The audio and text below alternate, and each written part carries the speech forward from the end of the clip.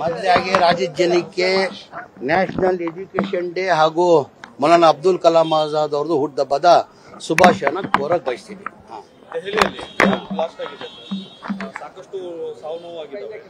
ನಾನು ನೋಡಿದ ಬಹಳ ನೋವಾಯಿತು ನನಗೆ. 8 ಜನ ಏನೋ 9 ಜನ ನಿಧನ ಹೊಂದಿದ್ದಾರೆ. ಅದರಲ್ಲಿ 20 ಜನ ಏನೋ ಸೀರಿಯಸ್ ಕಂಡು 20 ಜನ ಹಾಸ್ಪಿಟಲ್ ಅಡ್ಮಿಟ್ ಆಗಿದ್ದಾರೆ. ಅದರಲ್ಲಿ ಒಂದು 12-13 ಜನ ಸೀರಿಯಸ್ ಕಂಡೀಷನ್ ಇದೆ ಅಂತ ಮಾಹಿತಿ ಬಂತು ನನಗೆ. ನೋವು ಕೇಳಿ ಬಹಳ ತುಂಬಾ ನೋವಾಯ್ತು ನನಗೆ. ಈ ತರ ಘಟನೆ ಆಗ್ಬಾರ್ದು ಅಂತ ಹೇಳ್ಬಿಟ್ಟು ನೋವಾಯ್ತು ನನಗೆ. ಈಗ ಕೇಂದ್ರ ಸರ್ಕಾರದಲ್ಲಿ ಕ್ಯಾಪಿಟಲ್ ಇದೆಲ್ಲ ಆಗಿರೋದು, ದಿಲ್ಲಿ ಕ್ಯಾಪಿಟಲ್ ಅಲ್ಲಿ ಆಗಿರೋದು. ಈಗ ಕೇಂದ್ರ ಸರ್ಕಾರನೇ ಜವಾಬ್ದಾರಿಯನ್ನು ವಹಿಸ್ಕೊಳ್ಬೇಕಾಗ್ತದೆ.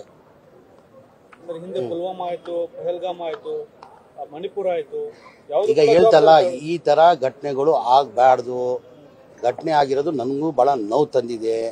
ಇದು ಎಲ್ಲೋ ಒಂದ್ ಕಡೆ ಇಂಟೆಲಿಜೆನ್ಸ್ ಫೇಲಿಯರ್ ಅನಿಸ್ತದೆ. ಏನಂದ್ರೆ ಒಂದು ವೆಹಿಕಲ್ ಅಲ್ಲಿ ಹೋಗ್ಬಿಟ್ಟು ಸಿಗ್ನಲ್ ಅಲ್ಲಿ ನಿಲ್ಲಿಸಿ, ಸಿಗ್ನಲ್ ಅಲ್ಲಿ ತಾನೇ ಆಗಿರೋದು ಈ ಘಟನೆ ಆಗಿರೋದು, ಸಿಗ್ನಲ್ ಅಲ್ಲಿ ಆಗಿರೋದು. ಈ ಘಟನೆ ಆಗ್ಬಾರ್ದಾಗಿತ್ತು ಅಂತ ನನಗೂ ಮನಸ್ಸಿಗೆ ಬಹಳ ನೋವಾಗಿದೆ.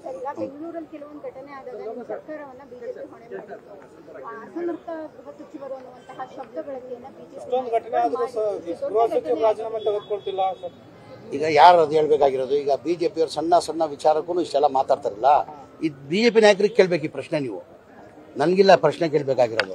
ಈ ಬಿಜೆಪಿ ನಾಯಕರನ್ನ ಈ ಪ್ರಶ್ನೆ ಕೇಳ್ಬೇಕು ನೀವು. ನನ್ಗಿಲ್ಲ, ಬಿಜೆಪಿ ನಾಯಕರನ್ನ ಪ್ರಶ್ನೆ ಕೇಳ್ಬೇಕು ಇದು.